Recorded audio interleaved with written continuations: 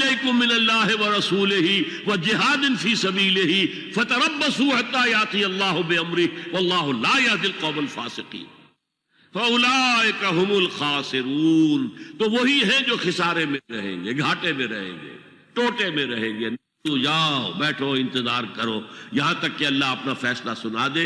حتی یاتی اللہ بامرہ واللہ لا یہدی القوم الفاسقین. اللہ ایسے فاسقوں کو، ایسے ناہنجاروں کو، ایسے سرکشوں کو زبردستی ہدایت نہیں دیتا. لیکن حقیقت کے اعتبار سے سمجھئے ذکر کہتے کسے؟ ذکر کے معنی ہے استحضار اللہ فی القلب، اللہ کو دل میں موجود رکھنا، دل سے، دل کا تعلق اللہ سے ٹوٹنے نہ پائے. یہ جو چیزیں ہیں جنہیں ہم ذکر کہتے ہیں وہ ذرائع، طریقے ہیں ذکر کے. کس طریقے سے ذکر کرو؟ اللہ کیسے تمہارے قلب کے اندر موجود رہے؟ نمبر 1 الذکر. الذکر دی ریممبرنس، دی ریممبرنس از قرآن،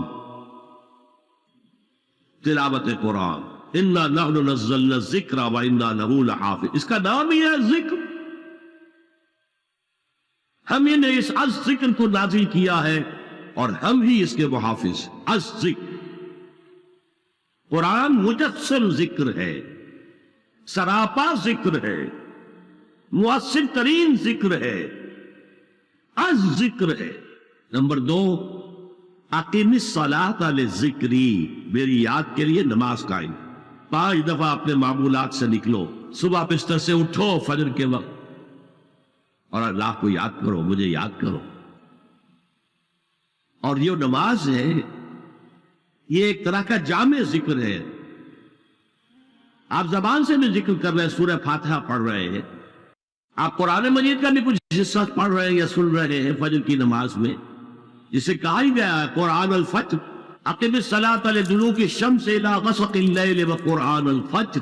نماز کو قائم رکھا کرو سورج کے ذرا ڈھلنے سے لے کر رات کے تاریک ہو جانے تک، اور خاص صبح کے وقت قرآن کا پڑھنا. یعنی فجر کی نماز میں طویل قرات ہونی چاہیے، طویل قرات. کم سے کم حضور کا جو معمول سامنے آتا ہے وہ 5 رکوع، 3 رکوع پہلی رکعت میں، 2 دوسری میں. جمعے کے روز سورہ سجدہ، الف لام میم السجدہ، سورہ سجدہ 3 رکوع پہلی رکعت میں، اور سورۃ الدہر 2 رکوع دوسری سورت. باقی نمازوں میں مغرب میں عشاء میں آپ کم پڑھیں. اور حکمت کیا رکھی ہے؟ سورج کے ڈھلکنے کے بعد سے لے کر یہ رات تک تو گویا کہ نماز ہی ہے، نماز ہی ہے. آپ نکلے، آئے پھر گئے. سردیوں میں تو معلوم ہوتا ہے کہ بس پھیرا لگ رہا ہے، زہر پڑتا ہے تھوڑا سا وقت گزرا ہے، عصر آ گئی، عصر پڑ گیا تھوڑا سا وقت گزرا ہے، مغرب آ گئی، پھر تھوڑی دیر کے بعد عشاء آ گئی. اقم الصلاۃ لدلوک الشمس الی غسق اللیل وقرآن الفجر. لیکن یہ کس لیے ہے؟ اقم الصلاۃ لذکری. اس میں عرض کر رہا تھا جامع ہے، زبان بھی ذکر کر رہی ہے اللہ اکبر، سبحان ربی العظیم، سبحان ربی الاعلیٰ، اور جسم بھی ذکر کر رہا ہے. آپ کھڑے ہیں جھک کر قنوت، پھر آپ رکوع میں گئے ہیں، آپ کے ذکر کے ساتھ آپ کا جسم بھی اللہ کے سامنے جھک رہا ہے. پھر اس کی فائنل شکل سجدہ. اور حضور نے فرمایا ہے اقرب ما یکون العبد الی اللہ فی السجود. انسان قریب ترین جو اللہ سے ہوتا ہے وہ سجدے کی حالت میں ہوتا ہے، کیونکہ انسان میں اصل چیز کیا ہے؟ تکبر. اور سجدہ کیا ہے؟ پیشانی آپ نے زمین پر ٹکا دی تو تکبر کی نفی ہو گئی، اگر ہمیں کوئی احساس ہو. اور حضور فرماتے ہیں کہ جب سجدہ کرو تو یوں محسوس کرو کہ تم نے اللہ کے قدموں میں اپنا سر رکھ دیا. اور حفیظ جالندری کا ایک بڑا پیارا شعر ہے، سرکشی نے کر دیے دھندلے نقوش بندگی. ہمارے ماتھے پر بندگی کے آثار اور نشان ہونے چاہیے تھے، سرکشی، بغاوت، تکبر نے دھندلے کر دیے. سرکشی نے کر دیے دھندلے نقوش بندگی، آؤ سجدے میں گرے لوح جبی تازہ کرے. یہ ماتھے پر بندگی کا نشان تازہ کرے. تو پہلے الذکر قرآن، جسمانی اور زبانی ذکر جمع ہو گیا نماز میں. اور تیسرا ذکر جسے کہا جائے گا ذکر دوام، وہ ادعیہ اور اذکار مسنونہ، رات کو سوئے تو یہ دعا مانگے، پیشوے کا منہ تو احیا، صبح آنکھ کھلتے ہی کہے الحمدللہ الذی احیانی بعد ما اماتنی والیہ النشور۔ آپ ٹوائلٹ میں جا رہے ہیں، باتھ روم میں جا رہے ہیں، دعا مانگیے اللہم انی اعوذ بک من الخبث والخبائث۔ باہر نکل رہے ہیں دعا مانگیے غفرانک، گھر سے نکل رہے ہیں مسجد کے لیے تو دعا ہے، مسجد میں داخل ہو رہے ہیں تب دعا ہے، مسجد کے اندر تو ہے ہی دعا نماز، باہر نکل رہے ہیں پھر دعا ہے، گھر میں داخل ہو رہے ہیں پھر دعا ہے، بازار میں جا رہے ہیں تو دعا ہے، بازار سے واپس آئے ہیں تو دعا ہے، سفر پر جا رہے ہیں تو دعا ہے، واپس آئے ہیں تو دعا ہے، آئینہ دیکھا ہے تو دعا ہے، زندگی کے ہر عمل کے ساتھ یہ دوام ذکر ہے، دوام ذکر، اور اس میں کوئی وقت نہیں لگتا آپ کا۔ اور دو نسبتیں قائم ہو گئیں، دعا اللہ سے کی جا رہی ہے، اللہ کا ذکر ہو گیا، اللہ سے تعلق قائم ہو گیا، اور چونکہ یہ مسنون دعائیں ہیں، حضور دعائیں مانگتے تھے تو ہمارا تعلق محمد رسول اللہ کے ساتھ قائم ہو گئے، دو نسبتیں قائم ہو گئی، وقت کیا لگا؟ جب داخل ہوتے آئے بولا تائے بولا لربنا حامدون، یہ اگر آپ نے کہہ دیا کون سا وقت لگا؟ یہ تیسرا ہے ذکر کا سب سے بڑا طریقہ۔ چوتھا ذکر پھر ہو سکتا ہے کہ کوئی مرشد ہو، اور مرشد کون ہوتا ہے؟ جو انسان کی نفسیاتی بیماریوں سے واقف ہو جاتا، روحانی بیماریوں کو جانتا ہے۔ جیسے آپ کسی ڈاکٹر کے پاس جاتے ہیں، طبیب کے پاس، وہ آپ کی تشخیص کرتا ہے آپ کا کون سا عضو جو ہے اس میں خرابی آئی ہے۔ اسی طرح ایک ماہر روحانی یا نفسیاتی معالج جو ہے وہ سوچے گا اور دیکھے گا کہ آپ کا مرض کیا ہے۔ آپ نے حب دولت زیادہ ہے، اس کی فرسٹریشن ہے، یا حب شہرت تھی اور وہ نہیں مل رہی ہے تو فرسٹریشن ہے، کیا چیز ہے آپ کی، اور اس کے حوالے سے ذکر تجویز کرے گا، تم فلاں آیت جو ہے وہ پڑھتے رہا کرو۔ یہ ہے پی پی، جیسے ہر مریض کی تشخیص علیحدہ ہے، اس کا ذکر علیحدہ ہے۔ ایک ماہر امراض روحانی سجسٹ کرے۔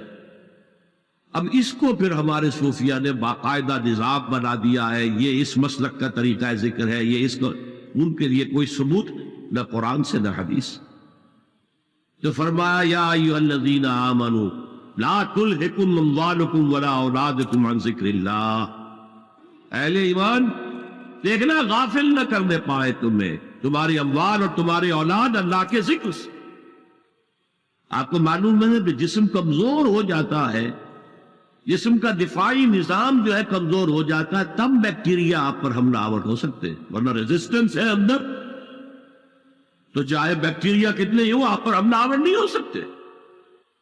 یہ HIV جو چل رہا ہے وہ ڈیفنس میکینزم ختم ہو جاتا ہے۔ ایڈز میں ہوتا کیا ہے؟ ریزسٹنس جو نیچرل نظام اللہ نے بنا رکھا ہے بیماریوں کے خلاف، خاص طور پر جراثیمی بیماریاں، ان کے خلاف ڈیفنس میکینزم میں وہ شیٹر ہو جاتے۔ تو اصل میں یہ ڈیفنس ہے، دوام ذکر یہ پریونٹیو ہے، اس سے آپ کے قریب جو ہے نفاق نہیں آ سکے گا۔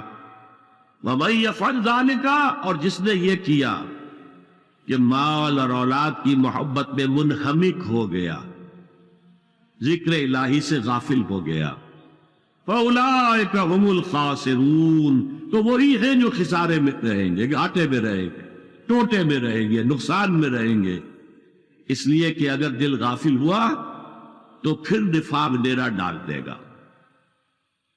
حضور فرماتے ہیں کہ جب انسان غافل ہوتا ہے تو شیطان اپنی تھوتنی، یہ تھوتنی جو ہے سور کے منہ کو کہتے ہیں تھوتنی، تو شیطان اپنی تھوتنی جو ہے وہ انسان کے دل پر لگا دیتا ہے اور پھونکے مارتا ہے۔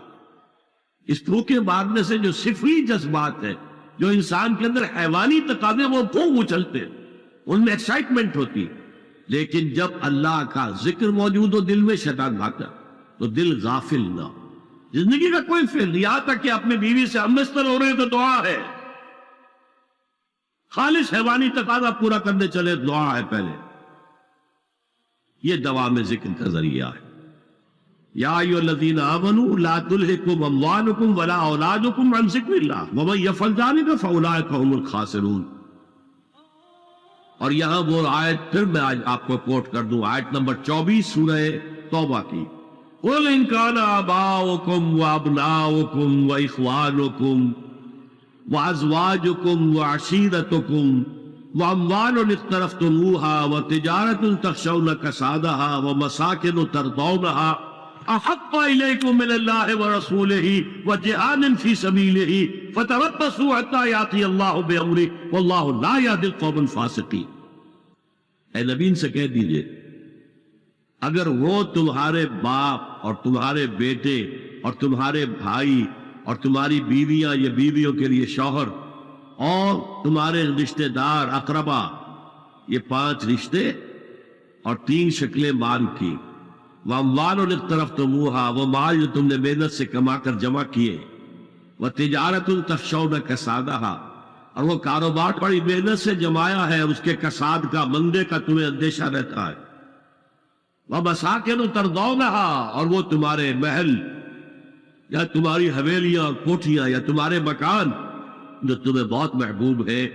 اگر یہ 8 چیزیں زیادہ محبوب ہے تمہیں اللہ سے اور اس کے رسول سے اور اللہ کے راہ میں جہاد سے، فتربصوا، جاؤ بیٹھو انتظار کرو یہاں تک کہ اللہ اپنا فیصلہ سنا دے، حتی یاتی اللہ بامرہ واللہ لا یہدی القوم الفاسقین، اللہ ایسے فاسقوں کو، ایسے ناہنجاروں کو، ایسے سرکشوں کو زبردستی ہدایت نہیں دے۔